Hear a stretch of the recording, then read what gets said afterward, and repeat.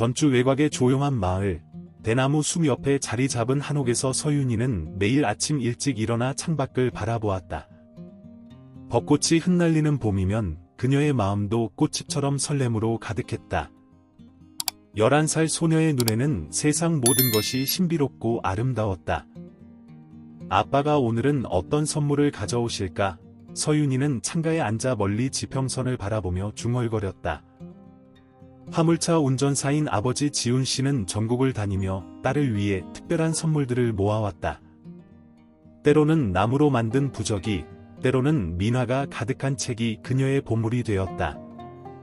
어머니 민지 씨는 집에서 전통 족자를 그리고 동화책 사파를 그리는 일을 했다.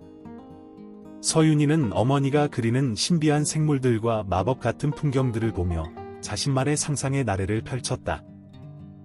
그녀의 방벽에는 어머니가 그린 그림들로 가득했고 창밖으로 보이는 자연과 어우러져 마치 동화 속 한 장면 같았다. 그러던 어느 날 경상도를 다녀온다던 아버지가 예상치 못한 선물을 가지고 돌아왔다. 산자락에서 발견한 부상당한 독수리 새끼였다. 서윤아, 이 아이를 내가 돌봐주겠니? 아버지의 부탁에 서윤이의 눈이 반짝였다. 그녀는 망설임 없이 독수리를 받아들였고 바다라는 이름을 지어주었다. 바다. 내 이름은 바다야. 하늘만큼 넓고 자유로운 것처럼 서윤이는 독수리의 눈을 들여다보며 속삭였다. 바다는 마치 그 말을 이해한 듯 고개를 살짝 기울였다. 그때부터 둘은 떨어질 수 없는 친구가 되었다. 마을 사람들은 서윤이와 바다를 독수리 소녀라고 불렀다. 특히 마을의 무당인 은서 할머니는 독수리가 순수한 영혼을 지킨다는 옛 이야기를 들려주곤 했다. 독수리는 영적인 존재란다. 내가 특별한 아이라는 걸 보여주는 거지. 서윤이는 날이 갈수록 바다와 더 깊은 유대감을 형성했다. 그들은 함께 대나무 숲을 거닐며 시간을 보냈고 서윤이는 바다에게 자신의 모든 비밀을 털어놓았다. 바다는 언제나 그녀의 이야기를 귀 기울여 듣는 것만 같았다. 하지만 평화로운 나날도 잠시 서윤이는 이상한 꿈을 꾸기 시작했다. 안개 낀 대나무 숲을 걸으며 바다가 그녀를 어딘가로 인도하는 꿈이었다. 은행나무 아래 앉아있는 자신의 모습, 숲을 울리는 바다의 울음소리. 이 꿈들은 마치 예언처럼 느껴졌지만 서윤이는 그저 자신의 상상력이 만들어낸 것이라 생각했다. 그러나 이 꿈들은 곧 현실이 되어 그녀의 삶을 뒤흔들게 될 운명의 시작이었다. 서윤이는 아직 알지 못했지만 바다와의 만남은 단순한 우연이 아닌 그녀의 인생을 바꿀 운명적인 사건이었다. 서윤이와 바다의 일상은 마치 오래된 동화처럼 아름다웠다. 내일 아침, 서윤이는 바다에게 먹이를 주고 상처를 살피며 정성껏 돌보았다. 독수리의 날개는 놀라운 속도로 회복되어 갔고 둘 사이의 유대감은 더욱 깊어졌다. 바다는 이제 서윤이의 방 창가에 만든 특별한 둥지에서 지냈다. 너는 내가 이해하지 못하는 무언가를 알고 있는 것 같아. 서윤이는 종종 바다의 깊은 눈동자를 들여다보며 말했다. 독수리는 그럴 때마다 특별한 방식으로 고개를 끄덕이는 듯했다. 은서 할머니는 이런 모습을 보며 의미심장한 미소를 지었다. 어느 보름날 밤, 달빛이 유난히 밝게 비치던 때였다. 서윤이는 잠에서 깨어나 방 안에 가득 찬 은은한 빛을 발견했다. 그 빛은 바다의 깃털에서 반사되어 더욱 신비롭게 빛났다. 바다야, 너도 이 빛이 보여? 서윤이가 속삭이자 독수리는 날개를 살짝 펼치며 반응했다. 그날 이후 이상한 일들이 일어나기 시작했다. 서윤이가 슬플 때면 창밖의 벚꽃이 갑자기 흩날렸고 기쁠 때면 방 안에 무지개 빛이 돌았다. 바다는 이런 현상들이 일어날 때마다 서윤이를 지켜보며 특별한 울음소리를 냈다. 은서 할머니는 어느 날 서윤이를 불러 이야기를 들려주었다. 옛날 우리 마을에 독수리의 축복을 받은 소녀가 있었단다. 그 소녀는 자연과 대화를 나눌 수 있었고 영적인 세계를 볼 수 있는 능력이 있었지. 서윤이는 할머니의 이야기를 들으며 자신의 경험과 묘하게 겹치는 것을 느꼈다. 민지 씨는 딸의 변화를 눈치채기 시작했다. 서윤이의 그림 실력이 하루가 다르게 늘어났고 그녀가 그리는 그림들은 마치 살아있는 듯 생동감이 넘쳤다. 엄마, 나는 그냥 보이는 대로 그리는 거예요. 서윤이는 말했지만 그녀의 그림에는 범상치 않은 기운이 깃들어 있었다.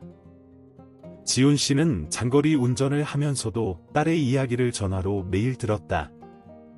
아빠, 오늘은 바다가 내 꿈에 나왔어요. 우리가 함께 하늘을 날았어요. 서윤이의 꿈 이야기는 점점 더 생생해졌고 현실과 꿈의 경계가 모호해지기 시작했다. 마을 사람들은 서윤이와 바다를 볼 때마다 경이로운 눈빛을 보냈다. 소문은 퍼져나가 이웃 마을에서도 사람들이 찾아와 독수리 소녀를 보고 갔다. 하지만 서윤이는 그저 바다와 함께 있는 것만으로도 행복했다. 그러던 어느 날, 달이 차오르던 밤, 서윤이는 또 다시 그 꿈을 꾸었다. 이번에는 더욱 선명했다. 안개 낀 대나무 숲속에서 바다가 그녀를 이끄는 꿈이었다. 꿈에서 깨어난 서윤이는 방 안에 떨어진 바다의 깃털 하나를 발견했다. 그것은 달빛에 비춰 은은히 빛나고 있었고 만지는 순간 따뜻한 기운이 전해졌다. 여름의 막바지, 선선한 바람이 대나무 숲을 흔들던 날이었다. 서윤이는 평소와 다른 바다의 모습에 눈길이 갔다. 독수리는 평소보다 더 자주 하늘을 올려다보았고 마치 무언가를 기다리는 듯한 초조함을 보였다. 바다야, 무슨 일 있어? 서윤이가 물었지만 바다는 그저 깊은 눈빛으로 그녀를 바라볼 뿐이었다. 그날 밤, 서윤이는 이전과는 다른 꿈을 꾸었다. 꿈속에서 바다는 은빛 달빛을 받으며 하늘 높이 날아올랐고 그 모습이 점점 작아져 마침내 달빛 속으로 사라졌다. 다음 날 아침, 서윤이의 방에는 바다가 없었다. 둥지는 비어 있었고 단지 한 줄기 은빛 깃털만이 남아 있었다. 바다야, 서윤이의 절규가 마을을 울렸다. 그녀는 대나무 숲을 뛰어다니며 바다를 찾았고 들판과 강가를 헤매었다. 은서 할머니는 서윤이의 상태를 보고 깊은 한숨을 내쉬었다. 이제 시작이구나.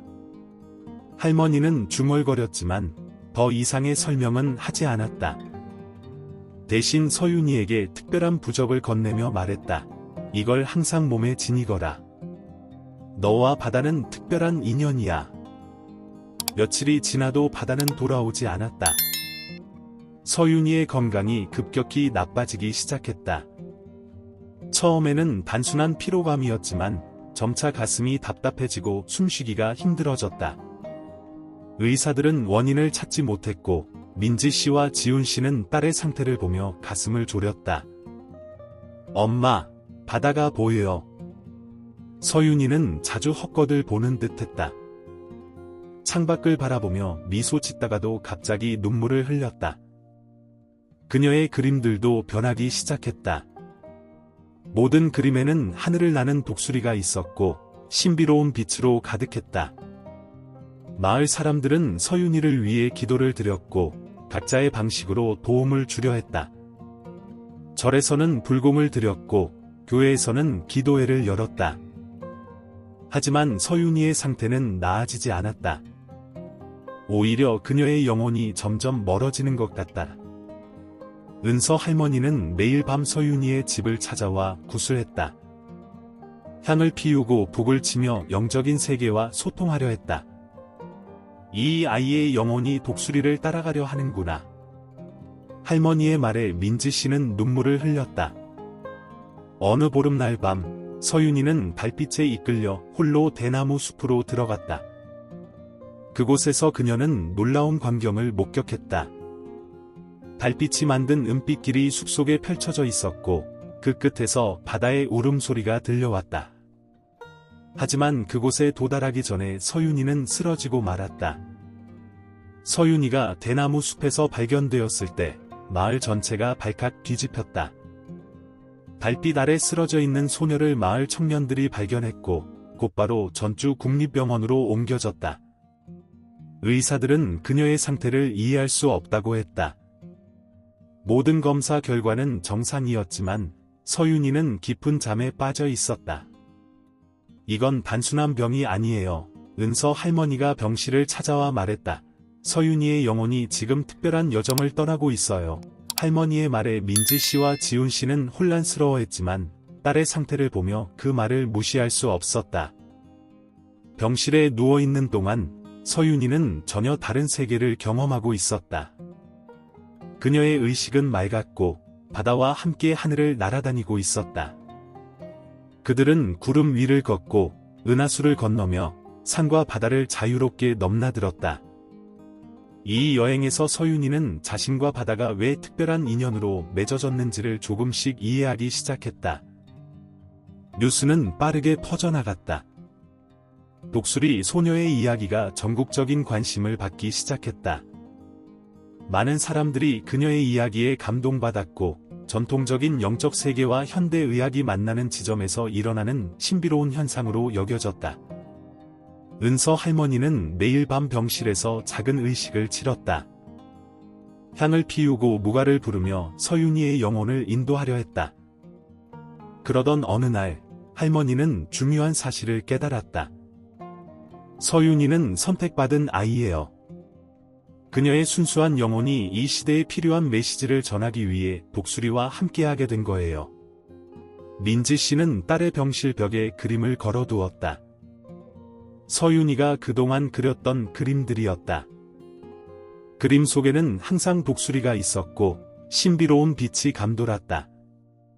의료진들은 이 그림들을 보며 묘한 감동을 느꼈고 일부 환자들은 그림을 보며 위안을 얻었다. 동네 아이들은 매일 병원 앞에 모여 서윤이를 위해 종이약을 접었다.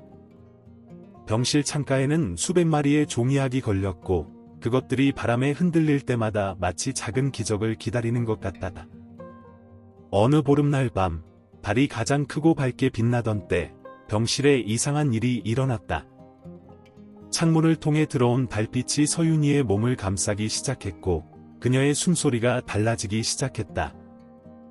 마치 독수리의 날갯짓 소리와 함께 호흡하는 것 같다. 보름달이 비치는 병실에서 서윤이의 의식은 점점 더 선명해졌다. 그동안 꿈속에서 보았던 모든 것들이 실제였음을 깨닫기 시작했다. 바다와 함께했던 영적 여행은 단순한 환상이 아닌 그녀의 운명을 알려주는 메시지였다. 은서 할머니는 그날 밤 특별한 의식을 준비했다. 오래된 무속 의례에 따라 병실에 제단을 차렸고 신성한 북소리가 울려 퍼졌다. 이제 때가 왔구나. 할머니의 말에 민지 씨와 지훈 씨는 긴장된 표정으로 지켜보았다. 서윤아. 할머니가 부르자 누워있던 서윤이의 몸이 살짝 떨렸다. 너는 우리 마을의 마지막 영매였던 발림이의 환생이란다. 100년 전 발림이는 독수리의 형태로 나타난 산신령과 깊은 인연을 맺었지. 그리고 지금 그 인연이 너와 바다를 통해 다시 이어진 거야. 그 순간 창밖에서 독수리의 울음소리가 들려왔다. 모두의 시선이 창가로 향했다. 거기에는 바다가 있었다. 하지만 전과는 달랐다. 바다의 몸은 달빛처럼 은은히 빛나고 있었고 그 눈빛은 더욱 신비로워 보였다. 바다야, 서윤이가 처음으로 목소리를 냈다. 그녀의 몸에서도 같은 빛이 나기 시작했다. 병실 안의 모든 사람들은 경이로운 표정으로 이 광경을 지켜보았다. 의사와 간호사들도 병실로 몰려들었지만 아무도 이 신비한 순간을 방해하지 못했다.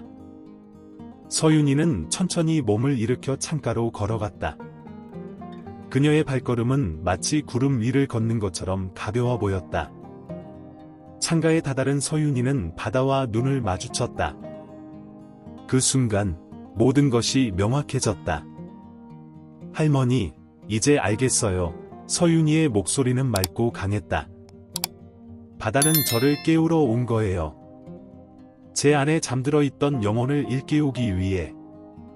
그녀의 말에 은서 할머니는 깊이 고개를 끄덕였다. 민지 씨는 눈물을 흘리며 딸을 바라보았다. 지훈 씨도 믿을 수 없다는 듯한 표정이었다. 그들의 딸은 이제 완전히 다른 사람이 된 것 같다. 더 성숙하고 더 깊은 지혜를 가진 모습으로 변해 있었다. 마을 사람들은 이 소식을 듣고 병원으로 모여들었다. 그들은 서윤이와 바다가 보여주는 경이로운 광경 앞에서 경배하듯 고개를 숙였다. 이것은 단순한 기적이 아닌 오래된 예언의 실현이었다. 서윤이의 회복은 의학적으로는 설명할 수 없는 기적이었다. 그녀는 완전히 건강을 되찾았을 뿐만 아니라 이전과는 다른 특별한 능력을 가지게 되었다. 그녀는 이제 자연의 소리를 더 깊이 이해할 수 있었고 동물들과 교감하는 능력도 생겼다. 바다는 더 이상 사라지지 않았다. 하지만 이제는 단순한 독수리가 아닌 영적 세계와 현실을 잇는 메신저로서 서윤이와 함께했다. 둘은 매일 아침 대나무 숲을 산책했고 그들이 지나는 길에는 신비한 기운이 감돌았다. 내가 하고 싶은 일이 있다면 이제 시작하렴. 은서 할머니는 서윤이에게 말했다. 서윤이는 고개를 끄덕였다. 그녀는 자신의 능력을 다른 사람들을 돕는 데 사용하고 싶었다. 특히 아픈 아이들을 위로하고 치유하는 일에 관심이 있었다. 민지 씨는 딸의 변화를 지켜보며 새로운 그림 시리즈를 시작했다. 독수리 소녀의 이야기라는 제목의 동화책이었다. 서윤이의 경험을 바탕으로 한 이 이야기는 많은 사람들에게 희망과 위안을 주었다. 마을은 조금씩 변화하기 시작했다. 사람들은 자연을 더 소중히 여기게 되었고 전통적인 영적 가치를 다시 발견했다. 서윤이와 바다는 이러한 변화의 중심에 있었다. 그들의 이야기는 현대 사회에서 잊혀가는 자연과의 조화, 영혼의 성장에 대해 다시 생각하게 만들었다. 우리는 모두 연결되어 있어요. 서윤이는 자주 이렇게 말했다. 자연, 동물, 사람. 우리는 하나예요. 그녀의 말은 단순한 철학이 아닌 직접 경험한 진실이었다. 지훈 씨는 더 이상 장거리 운전을 하지 않았다. 대신 마을에 작은 문화 공간을 열어 사람들이 모여 이야기를 나누고 서로의 경험을 공유할 수 있는 장소를 만들었다. 이곳은 금세 마을의 새로운 명소가 되었다. 시간이 흐르면서 서윤이의 이야기는 더 많은 사람들에게 전해졌다. 전국 각지에서 사람들이 그녀를 만나러 왔고 그들은 모두 작은 기적을 경험하고 돌아갔다. 서윤이는 각자의 내면에 잠든 영적 능력을 일깨우는 방법을 알려주었다. 이제 서윤이와 바다는 새로운 여정을 시작했다. 그들의 이야기는 끝나지 않았다. 오히려 진정한 시작이었다. 그들은 함께 더 많은 사람들에게 희망과 치유의 메시지를 전하며 자신들만의 독특한 방식으로 세상을 조금씩 변화시켜 나갔다. 달빛이 비치는 밤, 서윤이와 바다는 여전히 대나무 숲을 거닐며 이야기를 나눈다. 그들의 모습을 보면 누구나 알 수 있다. 이것은 단순한 소녀와 독수리의 이야기가 아닌 영혼의 성장과 자연과의 조화, 그리고 끝없는 사랑에 대한 이야기라는 것을